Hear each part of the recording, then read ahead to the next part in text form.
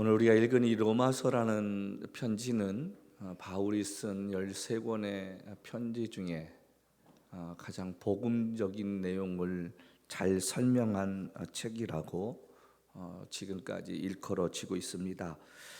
지나온 기독교 역사 가운데서 이 로마서라는 이 책, 이 편지를 통해서 변화된 사람들이 수없이 많이 있습니다. 기독교 역사 가운데 말이지요. 우리가 아는 대로 이 로마서는 바울이 아직 가보지도 않은 그 미지의 땅 로마에 사는 기독교인들에게 자신이 누구이고 또 복음이 무엇인가, 또 자신이 어떤 사역을 하고 있는가 하는 것에 대해서 설명하고 방문하기 전에 자신을 피하라는 내용이 담겨 있습니다.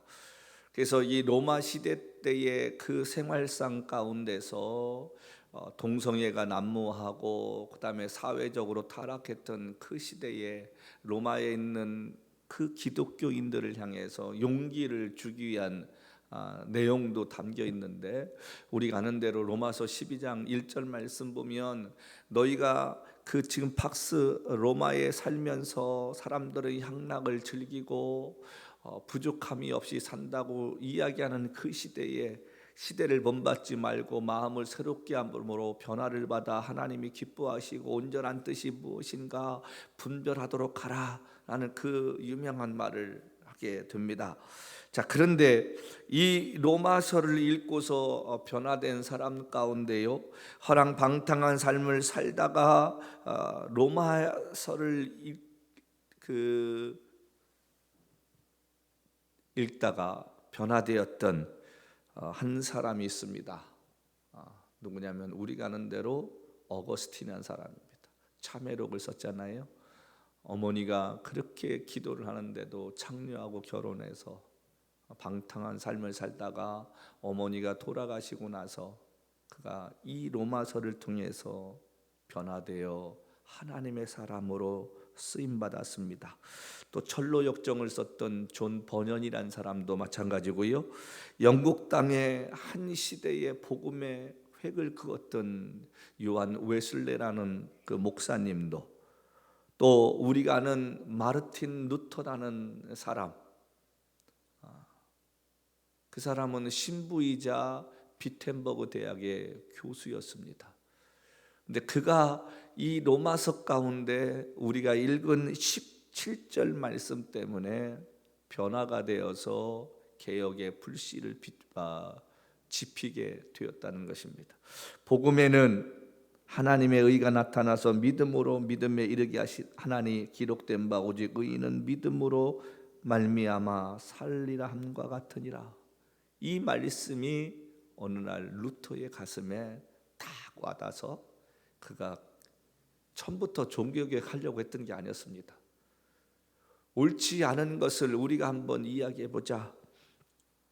그래서 그가 천주교를 향해서 이제 소리쳐 시작된 것이 훗날 종교개혁의 불씨가 되었다라고 이야기합니다. 근데 이 마틴 루터에게는 늘 어떤 고민이 있었냐면 회개를 해도 기쁨과 평안이 없는 거예요. 왜 신부한테 고해성사를 하고 죄사함을 받아야 되지? 근데 죄사함을 받으면 자기 마음에 내가 죄가 씻겨졌다 이런 기쁨이 있어야 되는데 전혀 그게 없는 것이었습니다. 그러던 가운데 오늘 이 본문의 말씀을 어느 날 그가 읽게 됐다가 깨달은 게 뭐냐면, 사람이 의인이 될 수 있는 것은, 옳다라고 인정받을 수 있는 것은 오직 하나님의 말씀 통해서만 가능한데 그것이 믿음이구나, 이걸 깨닫게 되었다는 사실입니다. 17절에 복음에는 하나님의 의가 나타난다. 복음에는 하나님의 의가 나타난다. 이 복음이라는 원래 뜻이 뭐냐면 기쁜 소식이라는 것입니다. 기쁜 소식, 그게 복음인 거예요. 자, 그런데 여기에 하나님의 의가 나타난다는 구절은 바로 예수 그리스도를 통해 죄인된 인간이 의롭다 여김을 받을 수 있고 이것이 복음이고 이것을 받아들일 때에 구원 얻을 수 있다는 아주 단순한 진리였다는 것입니다. 여러분, 이 루터가 살던 시대는 한참 면죄부를 팔던 시대였습니다. 뒤에도 제가 말씀드리겠습니다만은 왜 면죄부를 팔았느냐? 그 이유의 가장 큰 것이 지금 가보면 교황이 계시는 그 베드로 성당 있잖아요, 로마에. 그 베드로 성당을 짓는데 돈이 턱없이 부족한 거예요. 그래서 사람들에게 면죄부라는 걸 팔았습니다. 돈을 많이 내면 많이 낼수록 여러분의 죄가 사해지고 또 연옥에 있는 여러분들의 가족이 예수 안 믿었어도 여러분들이 내는 이 헌금으로 말미암아 저들이 구원받을, 황당무계한 얘기를 하고 있었는데 마틴 루터는 그것이 잘못되었다. 그가 복음을 깨닫고 나서 제일 먼저 한 게 뭡니까? 우리가 아는 대로 95가지의 질문을 벽에다가, 태학 강당에다가 붙였다는 것입니다. 하나님의 말씀을 깨닫고요, 복음을 받아들인 사람은 즉시로 일어나 하나님이 기쁘게 하시는 것이 무엇일까를 생각하며 그 일 할 줄로 믿습니다. 복음이 받아들여지고 말씀을 깨닫게 되면 사람의 기쁨이 생기고 변화가 됩니다. 우리가 하는 대로 사도 바울도 아나니아라는 사람을 통해 눈이 띄어졌을 때에 하나님께서 말씀을 전달케 하셨을 때에 즉시 일어나가서 예수를 전하는 모습 보게 되지 않느냐 하는 말입니다. 하나님 말씀을 읽고 변화된 루터를 통해서 종교개혁의 불씨가 지피게 되었고 그 결과로 인해서 우리 개신교가 탄생하게 되었다는 사실입니다. 그래서 오늘은 교회력으로 따지면 그 사람들, 믿음의 선배들의 정신을 본받자 해서 지키는 종교개혁주일입니다. 1년에 한 번 지키는 이 종교개혁주일. 자, 그런데 제가 여기 말씀을 준비하면서 한 가지 궁금한 게 생긴 거예요. 이 말씀을 준비하면서 마틴 루터의 모습을 보면서 왜라는 제가 질문이 생겼습니다. 왜 멀쩡했던 루터는 쉬운 길 내비두고 어려운 고난의 길을 택하였을까? 그 시대에 많은 신학자들, 많은 신부들, 많은 하나님을 믿는다고 하는 사람들이 있는데 왜 마틴 루터는 남들이 하지 않는 그 일을 하고 남들이 가지 않는 그 길을 가려고 했을까? 제가 딱 내린 결론이 뭐냐면 천주교가요, 상식적인 일을 하지 않았다는 거예요. 여러분, 이 상식이라는 말이 왜 중요합니까? 상식이라는 말은 보편타당한 것이고 모든 사람들이 동의하고 이해가는 그 일들이잖아요. 베드로 성당 짓는데 돈이 부족하다고 성경에도 없는 그런 면죄부를 팔아먹는 것이 상식적으로 맞는 일입니까? 전혀 그렇지 않습니다. 요즘 제가 유튜브를 보면서 참 탄식하고, 미국도 이제 대선이 얼마 남지 않았습니다만은 중요한 것은 우리가 하나님을 두려워하는 사람이 대통령이 돼야 되지 않을까? 여러분, 지난 클린턴 정부 이후부터 시작해서 민주당은 동성애에 대해서 찬성하는 입장이었고 그들을 옹호하는 법을 쭉 만들어 왔습니다. 자, 그런데 이게 어디까지 왔느냐? 갈 때까지 아직 가지 않았지만 세상에 청문회 때예요. 엄마를 엄마라고 이제 부르지 못하는 시대가 된 거예요. 그러면 엄마를 뭐라고 부르냐? 아이를 생산하는 자. 이제 이렇게 불러야 한다는 거예요. 미국이 어디까지 갔냐? 남자를 남자라고 부르지 못하고 여자를 여자라고 부르지 못합니다. 강간범이 교도소 가기 전에 나는 오늘부터 여자입니다. 그러면 여자 교도소 보내야 되는 거예요. 이게 말이 됩니까? 이게 상식적으로 이해가 됩니까? 수천 년 동안 우리가 지켜왔던 상식적인 것들이 무너지기 시작합니다. 성 정체성이 무너진 건 어제 오늘 얘기 아니지만 적어도 학자라는 사람들이 생물학적으로 남자가 남자이다고 얘기해야 되는데 그걸 말 못하는 시대가 되었습니다. 유럽이나 남가주는 부모가 아이들의 성 정체성도 이제 타치하지 못하게 됐습니다. 아이가 내가 수술 받고 싶은데, 남자가 여자를 받고 싶은데 그걸 부모가 반대해버리면 부모의 양육권이 박탈됩니다. 여러분, 요즘 유행하는 말 중에 LGTB라는 단어가 있습니다. 나는 LGTB를 찬성합니다. 그게 뭔지 아십니까? 지금 우리가 좀 상식적인 걸 배우고 살자고요. 성경 보는 것도 중요하지만 세상 돌아가는 거 알아야 하잖아요. 이거 뭔지 아세요? LGBTQ라는 것도 있습니다. BQ라는 것도 있습니다.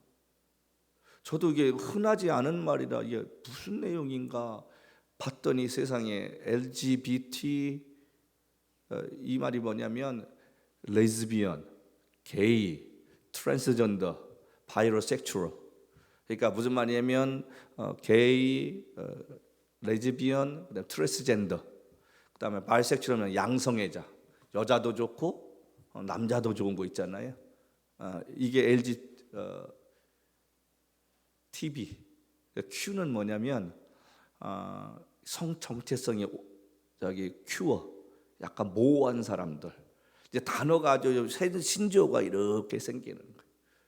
세상이 이게 미친 게 어제 오늘 얘기 아니지만 여러분, 말이 됩니까? 엄마를 엄마라고 부르지 않고 아이를 생산하는 자라고 이야기할 정도면 이제 갈 때까지 가기 시작한 거 아니겠나? 상식이 무너져 가는 거예요. 그러니까 아이가 여자예요 남자예요 그러면 말을 못 해야 돼요. 예전에는 남자아이가 태어났으면 축하드립니다, 남자아이가 태어났네요, 병원에서 이렇게 하는데 앞으로 그 말 못 해요. 그렇게 되면 뭐가 되면 차별금지법에 걸립니다. 이게 뭐 말 같은 소리를 하고 있어야지 세상이. 마르틴 루터가 이 당시에 볼 때도 말 같지가 않은 거예요.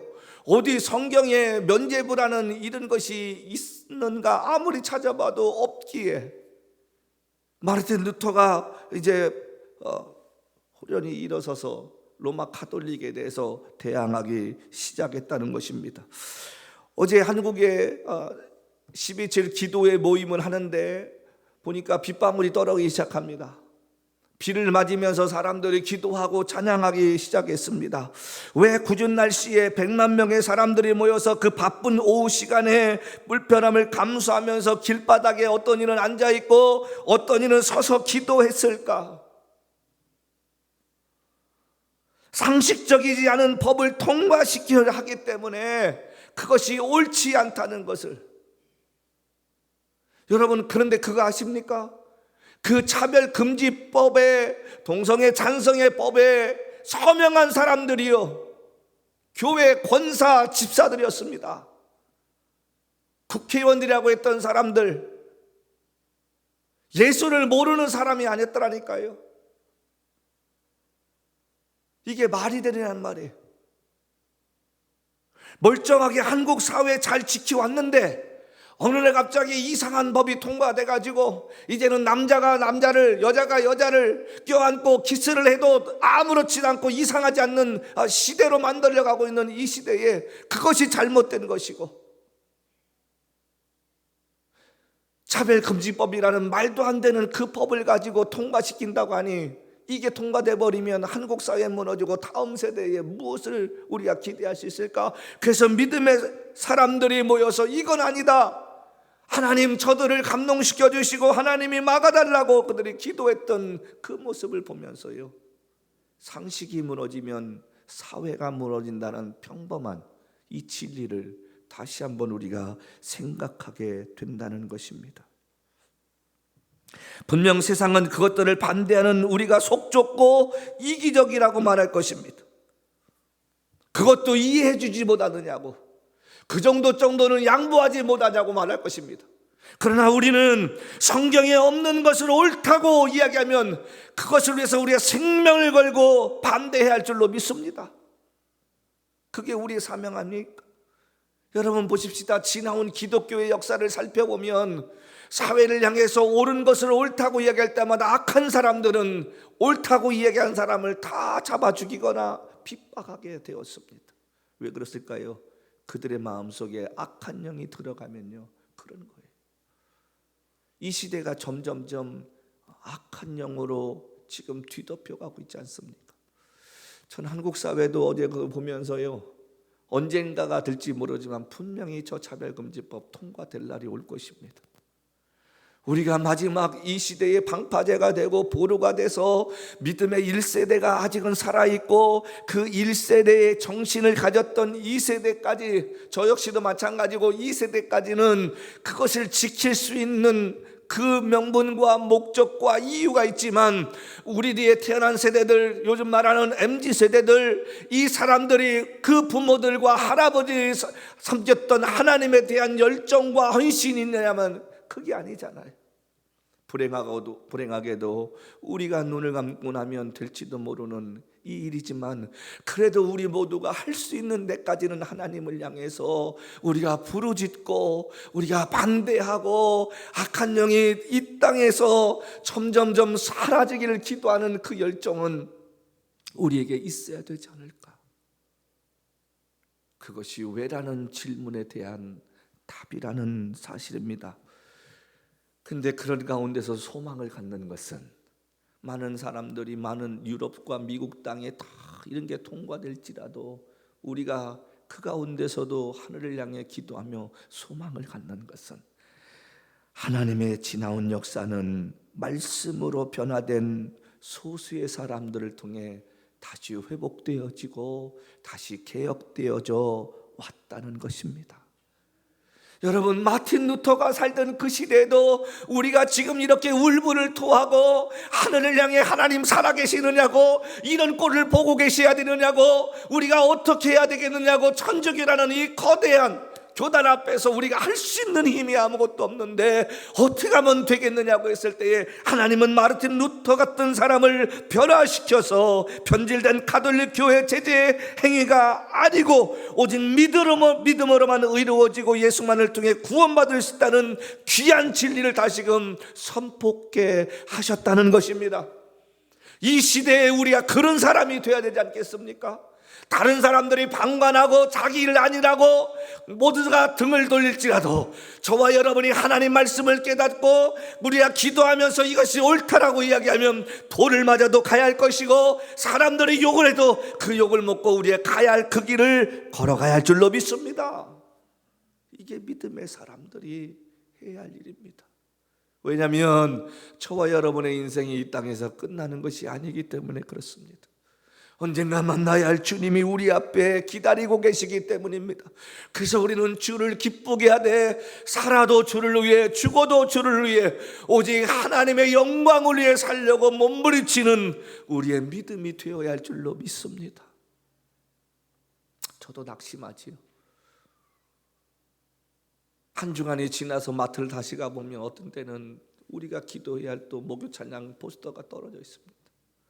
그러면 제가 다시 거기다가 압정을 받고 제가 스카치 테이프를 붙이면서, 하나님, 이 기억해 달라고, 우리가 왜 이 일을 하려고 하는지, 왜 우리가 목요 찬양을 하고 왜 우리가 이 11월 1일 날 기도회를 하려고 하는지 주님은 그 마음의 중심을 아시나이다. 하나님, 그날에 사람들이 모여 함께 하나님을 향해 기도할 때에 성령의 역사가 일어나게 도와주시고, 하나님, 교회들이 하나 되게 하시고 목회자들이 깨어 기도하게 도와주시고, 시대를 바라보며 이 시대를 한탄하며 눈물로 주 앞에 기도할 수 있는 하나님의 사람들이 다시금 일으켜 세워지는 역사를 보게 해달라고 말이지. 마틴 루터가 얼마나 가슴이 아팠겠습니까? 오늘 이 말씀을 보면서 오직 의인은 믿음으로 말미암아 살리라, 오직 의인은 믿음으로 말미암아 살리라, 행위에서가 아니라 오직 하나님을 믿는 그 믿음 하나면 충분하다는 사실을 깨닫고, 그가 기도하지 않았겠습니까? 그가 가톨릭에서 핍박하는 것도 무릅쓰면서 불이익도 감수하면서, 여러분, 한 시대에 하나님 기쁘게 하려고 살다 갔다면, 그가 믿는 하나님을 우리가 믿는다면 우리 역시 똑같은 일에 주저하지 않는 용기가 있어야 할 줄로 믿습니다. 마틴 루터보다 더 먼저 유대인이었고 바리새인이었던 바울이 율법에 갇혀 예수를 믿지 않는 많은 사람을 핍박하다가 그가 예수를 만나 복음의 진리를 깨닫고 자신의 한 목숨 주를 위해 던질 수 있었던 그 이유가 무엇입니까? 그는 복음의 가치를 알았기 때문입니다. 자기가 알아왔던 하나님이 아니라, 그래서 아나니아가 안수했을 때에 바울의 눈에서 비늘 같은 것이 벗어졌는데 그것이 무엇이냐? 율법의 비늘 아니었습니까? 율법은 사람으로 하여금 자존감과 용기를 잃게 만듭니다. 율법은 우리가 아무리 노력해도 한데 너는 능력 없어, 너는 실패자야, 너는 루저야 라고 우리를 그런 좌절케 하는 그 상황이었는데, 복음은 죄인 가운데 소망 없는 우리 절망 가운데 있는 자들을 다시 일으켜 세워서 하나님이 우리의 힘이 되시고 능력이 되어주시고 세상 끝날까지 성령께서 예수 그리스도 통해 변화받은 사람들의 가슴 속에 있어 힘과 용기를 주고 절망과 낙심 속에서도 지치지 않고 하나님을 바라볼 때에 하나님께서 하시는 놀라운 일들을 바라보며 감당할 수 있는 은혜를 주신다는 사실을 그가 깨달았기에 자신의 생명 아끼지 아니하고 자기가 달려갈 길 다가고 복음을 전하는 일에 목숨을 바친다 할지라도 주저하지 않겠다는 그 이유가 예수 그리스도만이 구원자이심을 깨달았기 때문인 줄로 믿습니다. 성도 여러분, 로마에 있는 그리스도인들에게 바울은 복음을 전하면서 많은 사람들에게 자신을 이단이고 잘못된 사람이라고 말할지라도 그가 예수를 전하는 이유는 이 복음을 받아들이는 자만이 구원받을 수 있다는 사실을 먼저 깨달았기에 내가 받은 그 은혜를 너희들과 함께 나누겠다. 조금만 기다려라. 가보지도 않은 그 로마 교회를 향해서요, 바울이 개척했던 교회도 아닌, 바울이 잘하는 교회도 아닌, 바울이 처음으로 유럽의 땅을 밟았던 빌립보 교회도 아닌 로마에 있는 교회를 향하여 바울이 처음이자 마지막으로 자신이 누구이며 자기를 도와왔던 그런 믿음의 사람들을 27명의 이름을 로마서 16장에 열거하지 않습니까? 그 이유는 하나입니다. 이와 같은 사람들의 눈물과 기도와 그들의 도움 때문에 내가 하나님 말씀을 지금도 내가 주저하지 않고 전하고 있다면, 오늘도 너희를 기억하는 많은 그리스도인들이 있음에 너희가 용기 잃지 말고 믿음 지키며 살으라, 그런 말입니다. 루포의 어머니는 바울을 잘 알지 못합니다. 근데 루포의 어머니는 바울을 영적 아들처럼 생각해서 후원하고 기도하는 사람이었다는 것입니다. 저도 목회하면서 외로움 많습니다. 남들처럼 그저 좋은 거지로 살고 싶기도 할 때가 있습니다. 내가 굳이 나서서 이런 거 왜 해야 되나? 내가 굳이 왜 내가 욕을 먹으면서 다른 목사들이 싫어하는 일을 내가 이걸 해야 되나? 여러분, 제 스스로가 새벽에 나와서 눈물 지며 기도할 때 있습니다. 하나님, 꼭 내가 이런 일을 해야 되겠습니까? 여러분, 제가 굳이 어렵게 우리가 이 교회를 내가 사야 할 이유가 무엇일까? 수없이 자문해 보기도 했습니다. 그럼에도 불구하고 내가 그 일을 해야 할 이유는 주님이 제 안에 그 마음을 주셨기 때문이기, 다른 사람에게도 주셨겠지만 제게 그 마음을 주셨기에 내가 주님이 주신 마음이라 생각해서 그 일에 순종하며 나가는 것입니다. 믿음은 내가 가고 싶은 길이 아니라 주님이 원하시는 길을 가야 할 줄로 믿습니다. 믿음의 사람은 내가 하고 싶은 일을 하는 것이 아니라 주님이 원하시는 그 일을 해야 할 줄로 믿습니다. 때로는 내가 하기 싫고 포기하고 싶고 다른 사람에게 미루고 싶지만 그것이 주님께서 내게 맡겨신 일이요 사명이라면 그 일을 내가 감당할 수 있는 은혜를 구해야 할 줄로 믿습니다. 지나온 기독교 역사 속에서 자신이 원해서 하고 싶었던 일을 한 사람이 몇이나 되겠습니까? 어느 누가 평안한 삶을 버려두고 선교지에 가서 목숨을 거는 일을 주저하지 않겠느냐, 그런 말입니다. 주님이 그 마음을 주시고 말씀하시기에 너의 가는 길에 주의 평강이 있으리.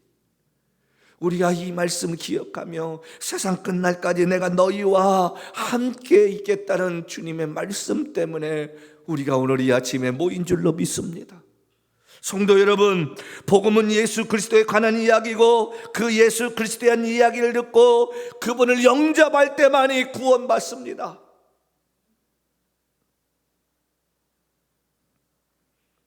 교회 나온다고 구원받는 게 아니잖아요. 오늘 이 말씀을 준비하면서 제가 그 생각 들었습니다. 지금까지 살아온 것처럼 남들에게 욕을 먹고 융통성 없다고 이야기하고 고집스럽다고 이야기할지라도 하나님이 내 마음에 주신 마음이 기쁜 마음이고 하나님이 바라시는 그 마음이면 하나님이 여전히 변하지 않고 주님 한 분 바라보며 나를 목사 세워주신 하나님을 실망시키지 않는 삶을 살다가 어느 날 인생 마감할 수 있는 용기를 달라고 말이지요. 저와 여러분의 삶이 그랬으면 좋겠습니다. 바울은 누구보다도 복음의 가치를 깨달았어. 율법은 우리의 잘못과 허물을 드러나게 만든다고 말씀드렸지만 복음은 죄인된 우리를 예수 앞에 인도해 준다는 그 사실을 그가 깨달았기에 자신 같은 죄인도 구원해 주신 하나님의 은혜를 다른 사람에게 전하고 싶어서 그가 매를 맞고 굶어가면서 그가 복음을 전하다가 하나님이 허락하시는 날 이 땅에서의 삶을 마감할 수 있었다면 저와 여러분의 삶도 편하지 않고 하나님 기뻐하는 일만 찾아 행할 수 있는 용기와 지혜가 있기를 주님으로 간절히 부탁합니다. 성도 여러분, 자신이 만난 예수를 통해서만 구원받을 수 있다는 이 진리를 깨달았기에 바울은 평생 그 사실을 알리고 싶었다는 것입니다. 우리 말씀을 마치면서 16절 말씀을 다시 한번 보십시다. 내가 복음을 부끄러워하지 아니하노니 이 복음은 모든 믿는 자들에게 구원을 주신다. 남들은 나보고 이단의 괴수라고 이야기할지 모른다. 남들은 나에게 잘못된 것을 전한다고 할지 모르지만 나는 이 복음을 부끄러워하지 않고 너희들에게 전하고 다른 사람에게도 전하는 이유는 한 가지인데 이 복음을 받아들이는 사람만이 구원받을 수 있다는 사실이다. 우리가 율법을 지켜서 구원받는 것이 아니라 예수 그리스도를 믿을 때만이 구원받을 수 있다. 여러분, 바울은 이 마음 가지고 한평생 살다 갔습니다. 우리가 사람들에게 복음을 전하고 하나님 기뻐하는 일을 부끄러워하지 않는 이유가 무엇입니까? 우리를 통해 한 사람이라도 예수 믿을 수 있는 그 은혜가 있기를 소원하기 때문에 그런 거 아닙니까? 남들은 말합니다. 목요 찬양에 그 많은 돈을 쏟아부으면서 할 가치가 있느냐고 말이지. 여러분, 10만 불을 투자하고 100만 불을 투자해서라도 한 영혼을 구할 수 있다면 우리는 그 일을 주저하지 말아야 할 줄로 믿습니다. 왜냐하면 한 영혼을 구하는 것은 돈의 가치로 따질 수 없는 소중한 일이기 때문인 줄로 믿습니다. 종교개혁주의를 이 아침에 다메섹으로 가던 바울이 예수를 만나 눈이 뜨여져서 예수에 미쳐 남은 여생을 살았다면 저와 여러분의 삶도 온전히 예수 앞에 홀라당 미치는 역사가 있기를 주님으로 축복합니다.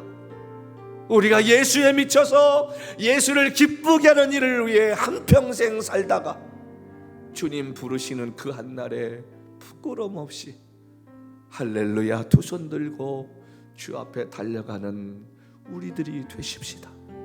세상에 그 어떤 것보다도 우리 모두를 구원해 주시고 충성스럽게 여겨주셔서 여러 모양으로 우리에게 은혜 주시고 사명 주신 주님 앞에 부끄럽지 않는 그 모습 지키다가 후회 없이 주 앞에 돌아갈 수 있는 거룩한 자들 되시기를, 이 말씀을 듣는 여러분과 유튜브를 통해 이 말씀을 듣는 또 다른 귀한 믿음의 식구들의 삶에 하나님의 은혜가 임하시기를 간절히 축복합니다.